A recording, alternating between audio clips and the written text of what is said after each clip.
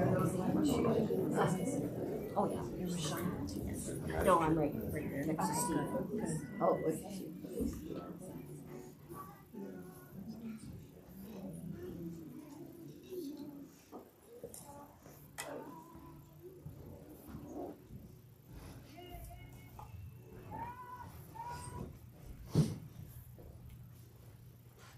We welcome everyone today to this service commemorating the life of Linda K. House Kekik. Before we begin, if I could ask all of you to silence your cell phones, put them in silent mode or turn them off so that the phones don't interrupt the service today. To get us started today, Nick would like to say some things. Thank you.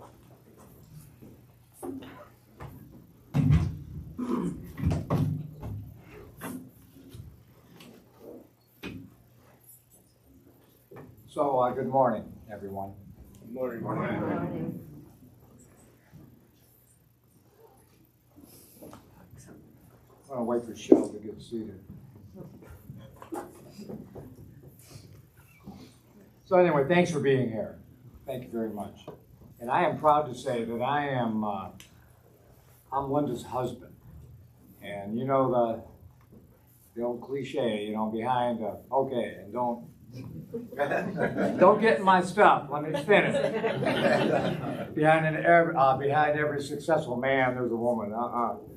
I am proud to say that I am the man behind that spectacularly successful woman. I'm proud. That's the greatest accomplishment of my life, right there. So it's a sad day, of course, but it's a day of celebration. And that's how I'm framing it in my mind. So, okay, we were married 38 years. We were together for 40. We were friends for 44. She was 28, I was 26 when we met. And guess where? Somebody shouted out, where did we meet?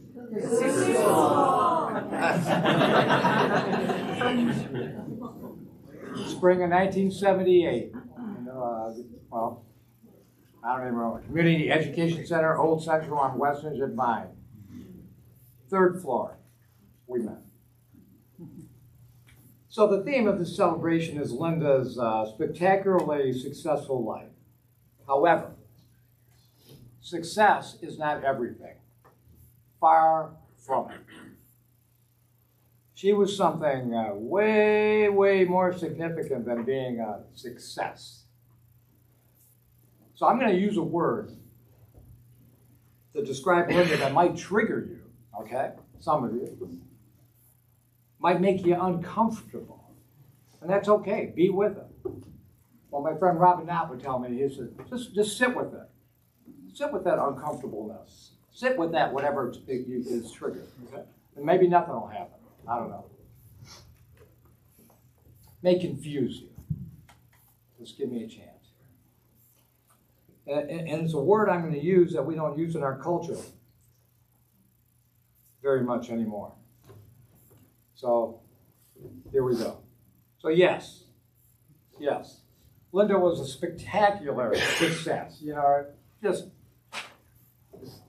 She couldn't have done it any better. I mean, out in the everyday world, yeah.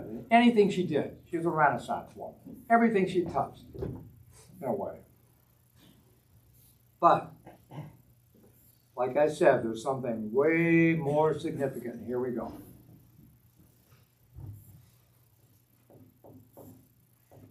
She was a saint.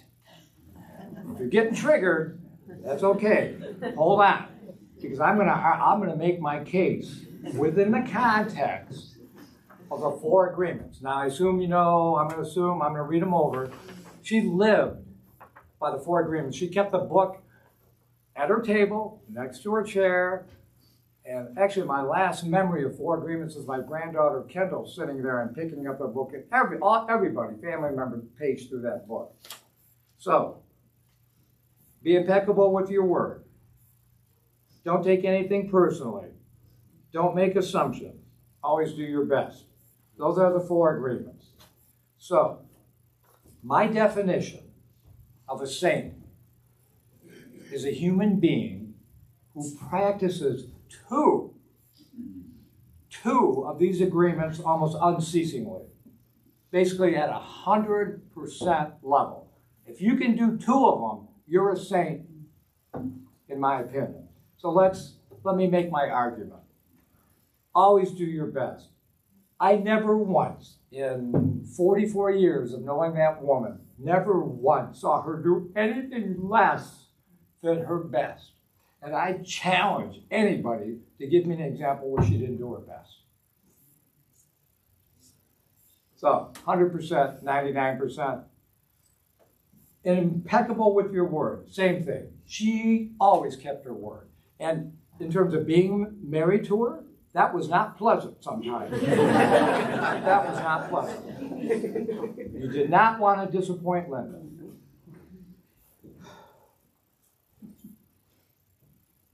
Now, the other two. Assume nothing, don't think anything personal. Let me assure you, she was mired in those two agreements, as we all are. She was a sensitive soul. And she didn't sell a piece of jewelry.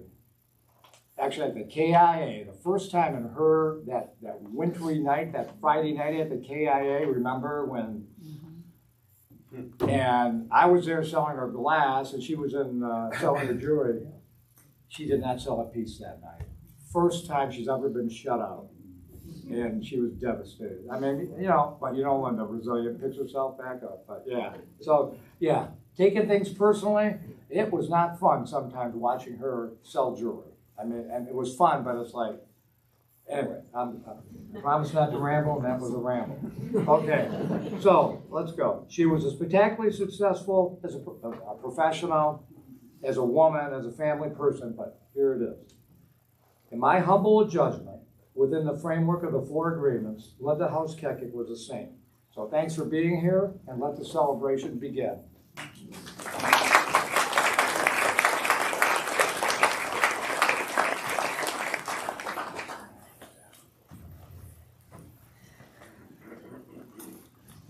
So there's kind of a famous counselor, therapist, Brene Brown, roughly our age, I think. And she, as she was starting on her therapist career, her mom, nothing like a mom, gave her some really good advice that I would like to pass on in about 3 sentences. Her mom said to her, "Never look away from people's pain. Don't look away. Don't look down. Don't pretend not to see people's hurt. Look people in the eye even when their pain is overwhelming. And when you're in pain, find people who can look you in the eye. We need to know that we are never alone, especially when we're hurting, which is why we're here today, to support one another. And I think to be inspired by Linda's life, so that we, because of Linda, can make the most of everything that comes our way and everyone. And I would just like to invite us just to find that quiet spot inside where you're most at home with the God of your understanding. And let's just put ourselves in that care. And we are so grateful. Of all the prayers we say is, please, dear God, remind Linda how much love there is for her in this world and the next. So.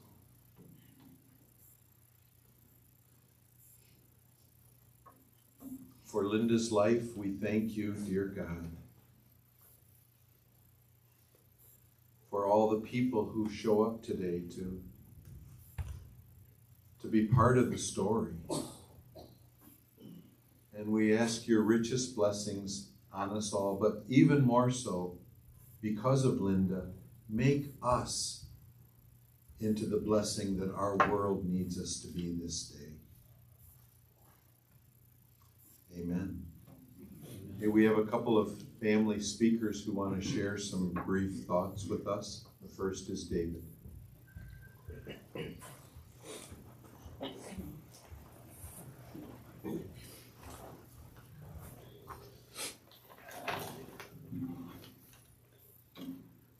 1969 was not a good year for a young, unmarried white woman to become pregnant, especially if that child's father was a black man. I have heard my mom speak many times about how difficult that time period of her life was.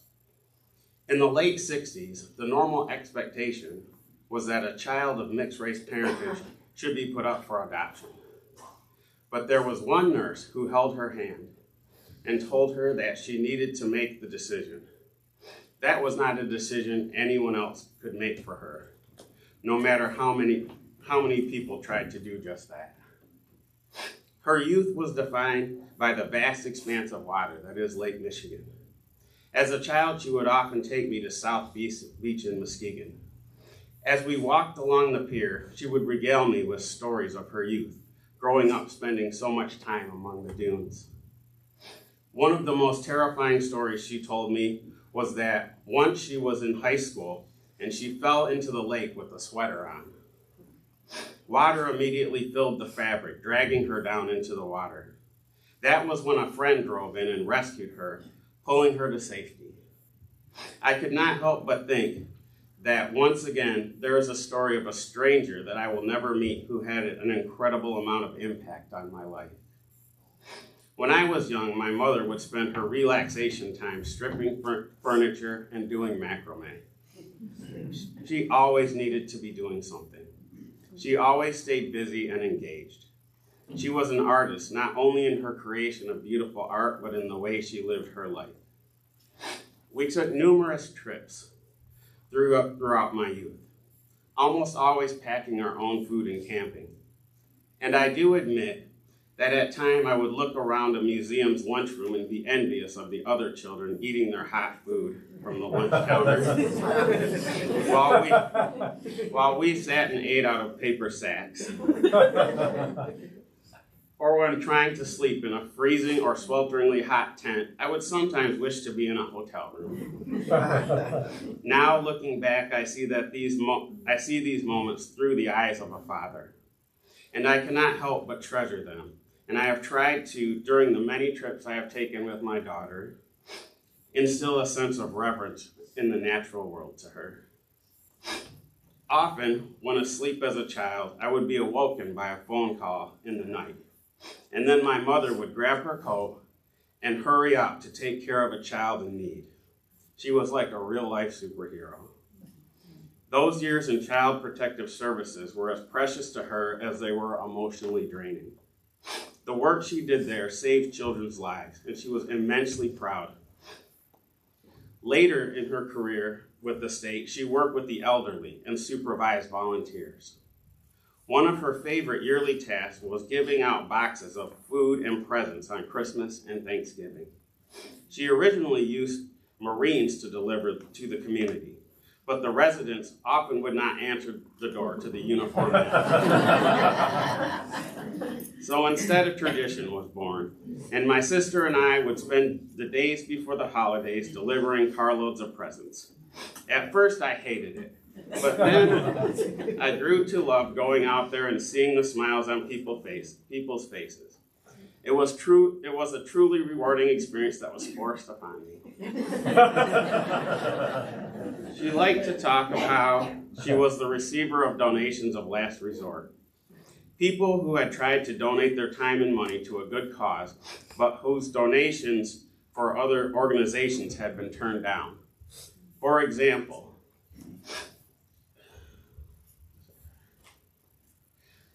an example of which is when a local gentleman's club needed a charity for a car wash. My mother was only too happy to accept their donation. And friends. She had so many friends, and she kept in touch with her distant cousins and old schoolmates. I see many of you here today, and I am very glad for all of you coming out. We had so many amazing adventures together, rafting down the Colorado River being a memorable one. We slept out in the open and had to shake scorpions from our sleeping bags. We did hikes up the canyon walls that were nearly vertical. And through it all, both her and her sisters pushed through with a truly rugged journey. I even had to pull my Aunt Pam out of quicksand. And she loved her grandchildren. We took several cruises together, and Nick and Drew, such as their dedication, even endured the cruises through extremely bad seasickness. The grandkids loved those trips. And on one trip, my mother and I rode through a Puerto Rican sugarcane plantation on horseback. They ended up giving my mom an extremely slow elderly horse, but she dealt with the situation with grace and slowly enjoyed the ride. On another trip to Mackinac Island, she was driving a horse and buggy and was too nice to use the riding crop on the horse. So I pretty much spent the whole time standing in one place nibbling on the tree. Her death was sudden and devastating, but I will not let it overshadow all the amazing, amazing things she has been to me all my life. I love you, Mom.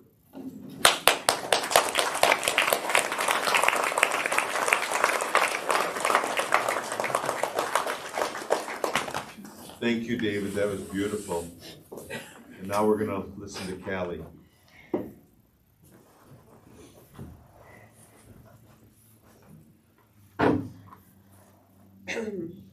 Everyone always says that a picture is worth 1,000 words.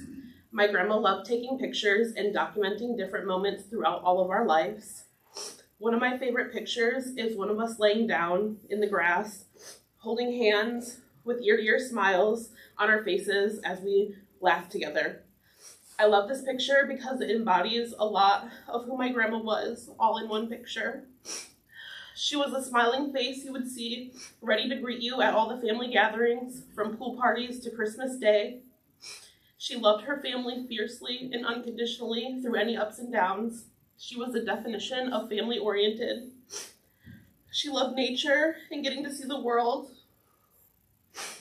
Her face would light up as she shared stories of her latest traveling adventures. She often spent time going on hikes and walks. Connecting with nature was her way of staying grounded. She instilled the importance of taking care of the planet in all of us.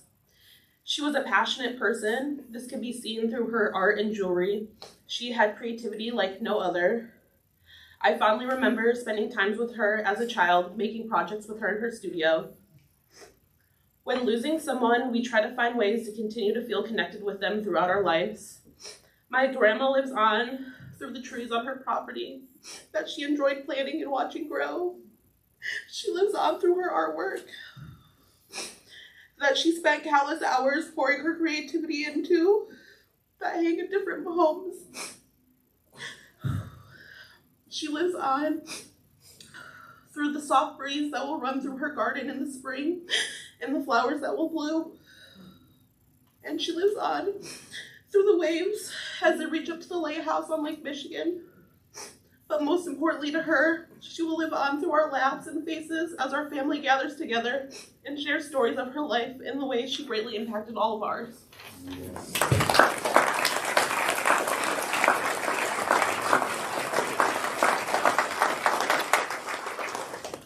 Thank you, Callie. And now Kendall.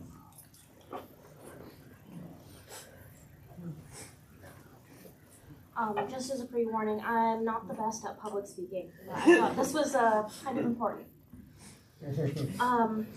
My grandmother meant a lot to me as an artist, as a person, and a pillar of my family. She was a courageous, creative, and inspiring soul. Truly a pillar of my life and the community that she lived in. She was one of the biggest inspirations for me to become an artist. I mean, what kid doesn't want to go over to their grandma's house and play with glass? But it was more than that. It was that she would sign us up for paper making classes, buy art supplies so that we could paint together in our art space. It was that we would compete in edible book contests together where I would turn a book that I liked into a cake or something like that. But it wasn't about the book or the cake. It was just about spending time together and creating something. Creativity seemed to flow from Grandma like a spring. Every time I saw her, there was always something new she was working on. Some piece of jewelry, some sort of craft. Some people are put on this earth to share their talents, and she always did. And this was the way she lived. Grandma was always doing something, making something. When she wasn't on trips halfway across the world, it was swimming in her pool and hiking trails. It was teaching classes. No matter what, nothing would stop her from doing what she wanted, not even a broken back or two. One of my best memories is when I was up in high school at Leelanau, and the rest of the family couldn't make it up for my birthday. Without fail, grandmother and grandfather drove 3.5 hours up to spend the day with me. Not only did she make one cake, but 2, so that my friends could have one. And then she proceeded to drive 3.5 hours back down. She spent 7 hours in a car in one day, just so that I wouldn't spend my birthday alone. The amount of dedication that she had for her family was truly commendable. Grandma spent her time doing many things, and one of her greatest joys was spending time with family, no matter what we were doing. I remember when she took the family whitewater rafting, and I got launched, and I mean absolutely launched into the rapids. I remember her spirit and how she would climb most anything, even if it was slippery. And me and the family following carefully, ready to catch her. I know my grandmother doesn't want a sad funeral where we all miss her and cry, but she would want us to celebrate the life and the amazing things that she did in it. I feel so grateful to be able to spend a small part of my life knowing her and being able to create with her. And I want to continue my path as an artist, not just because creating something was just that important to her, because I know that I want to imbue my grandmother's spirit and continue to create for her. And I hope wherever she is, she's smiling down on our family.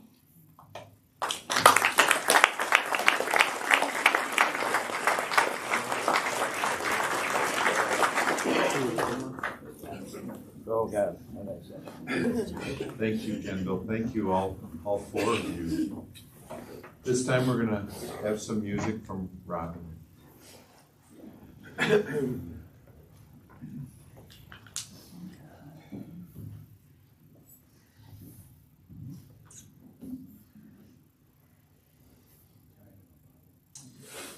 Good morning.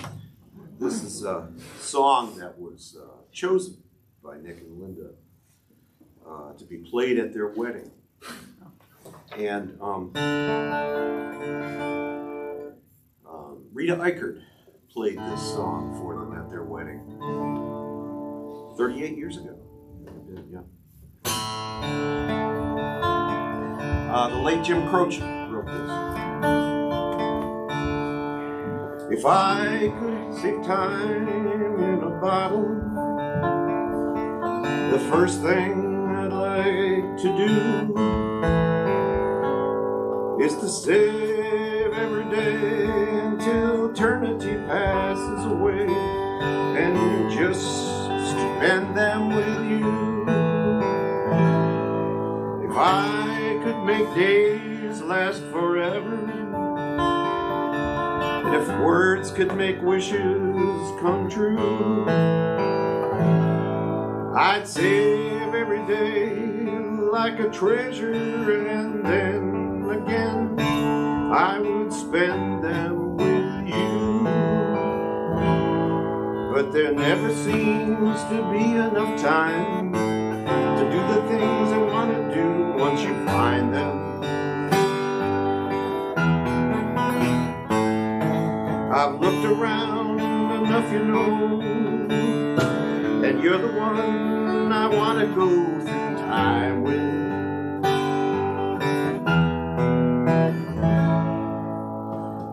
If I had a box just for wishes,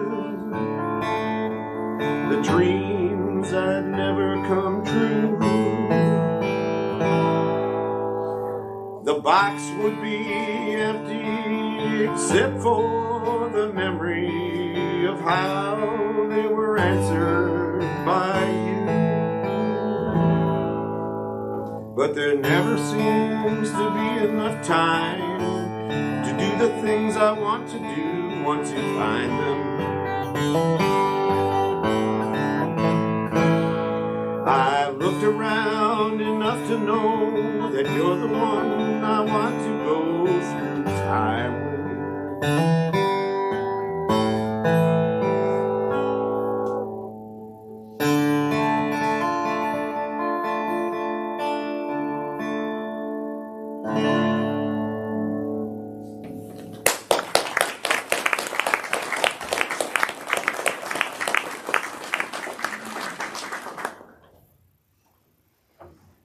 Thank you, Robin. That was beautiful. Just looking around, there aren't too many people who think that 73 is old. There's a couple. But do you remember when you used to think that 30 was old? And the point is, it all goes in a heartbeat, no matter how old we become. And our job is to make the most of every single day, every single person. You know, Linda had really high standards.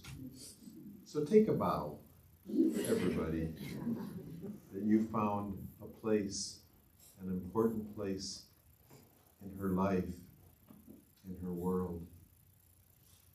And we had a front row seat in watching her discover who in the world she is and what she's good at. And then to spend her life pursuing that challenge. Born the youngest of three up in Muskegon, just really drawn to the rhythm, the sacred rhythm of the lake. And it was a place of soothing respite at times to regain her thoughts and her composure.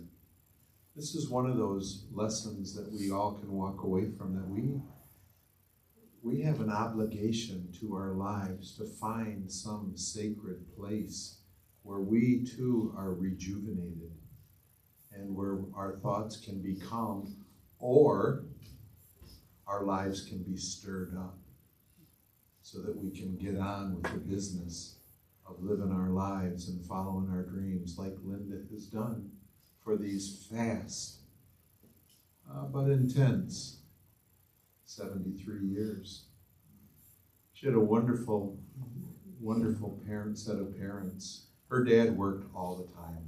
He was a hard worker. He was a hero in Linda's life, and I believe that somehow he lived on in her dreams, in her energy, in her refusal to ever give up on her family, as her father never ever gave up. Unlike Linda, her father never really hid that he was a softie. You know, Linda did hide that from all of us, most of us. In fact, when her dad was, forced to invoke the fierce discipline, spank the kids or whatever, he would just pretend to do it to satisfy his wife. That's the story. Linda's mom would be in the other room. Don't give him that discipline.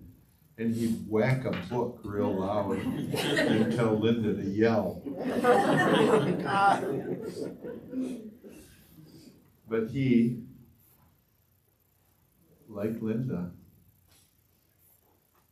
found their purpose in life, of why they're here. There are many people who live much longer than Linda and don't even come close to why they're here. May we be inspired by Linda and make sure we know why we're here. Muskegon was an anchor, a spiritual, emotional anchor, and all the people that symbolizes was simply encouragement and nourishment to live as she did, in such a way that her spiritual and emotional roots grew deeper and deeper and deeper so that she could be there for all of us when storms came through our lives. May we be inspired to take the time and do the work for our spiritual and emotional roots to grow deeper. She loved learning. She loved school. She was really smart. She was actually brilliant. She'd already taught herself how to read before she went into kindergarten. She had to dumb herself down in order to fit in. And it was a challenge for her to do so. And as we all know, she became a really young mom, a really good mom, with passion. And she saw her children as the richest blessings in her life. And as Linda's mom and dad have somehow lived in her, Linda will somehow live in you forever into eternity. How grateful we are that her adventuresome spirit eventually brought her back to Kalamazoo to enrich our world, to show us what it looks like to never lose touch with the underdogs in our lives. Oh, Nick. Nick instinctively knew that marrying her would be the biggest challenge of his life. But he knew that marrying Linda would also be the greatest gift.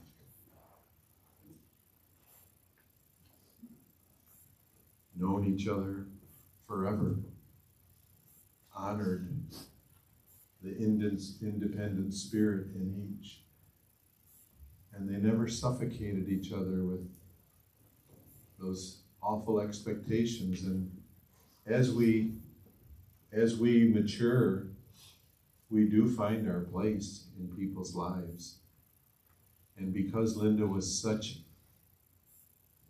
an excellent mom, Nick always knew his place was not number 1 or 2.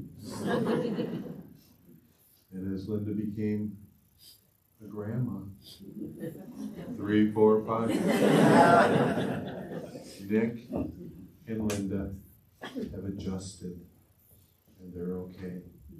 And we all know Nick, and Nick too will adjust. But not without our help. The world that we live in doesn't quite get the intensity of this loss or of her life. So we have to be the world within the world and make sure that the sun does not set on those thoughts that cross our mind to reach out into Linda's world with our love and our concern.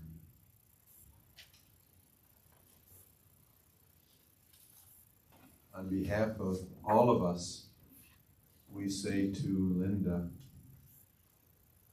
somehow our lives will go on without you, but nothing will be the same.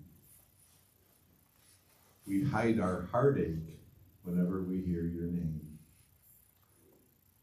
Sad are these hearts that love you, many the tears that fall, but living our lives without you is the toughest thing of all.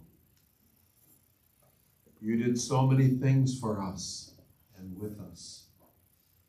Your heart is strong and true. And whenever we needed someone, we could always count on you. Those special years will not return when we were all together. But with the love that's in our hearts, you will walk with us forever. So let us remember that life is short. 73. and that we don't have much time to gladden the hearts of those who walk through life with us. So let us be swift to love, and let us make haste to be kind. And as we leave this holy, sacred place, on this holy, sacred day, when somehow heaven and earth are touching, may the grace and the peace, the love and the joy, the hope and the healing of the Holy One be among us now in our hearts this day and always. Amen.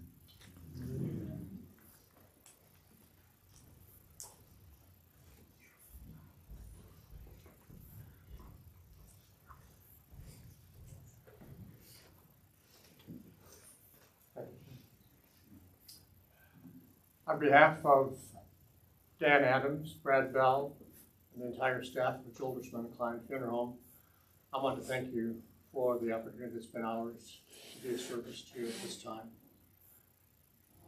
On behalf of the family, I'd like to thank all of you for being here today. What a beautiful tribute to Linda's life. What a crowd. Beautiful. Shortly, we'll be leaving for the West Cooper Cemetery. We'll be dismissing from the back of the chapel, and I'm going to ask those of you who will be serving as pallbearers to just gather by the grandfather clock in the hallway there, and we'll call you in when we're ready to utilize your assistance. If those of you who are going to the cemetery could proceed to your vehicles as we dismiss, then we'll be able to leave for the cemetery promptly and have a brief committal service there.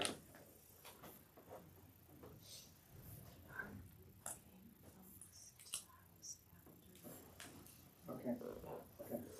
So following the committal service at the West Cooper Cemetery, there will be a gathering at the family home. The address again is 4180 West E Avenue. 4180. However, if you put it in your GPS, you might end up in the development to the west. I all done that. Everybody's done that. Again, thank you all for being here today, and we'll be dismissing you from the rear of the chapel. Thank you. Thank you.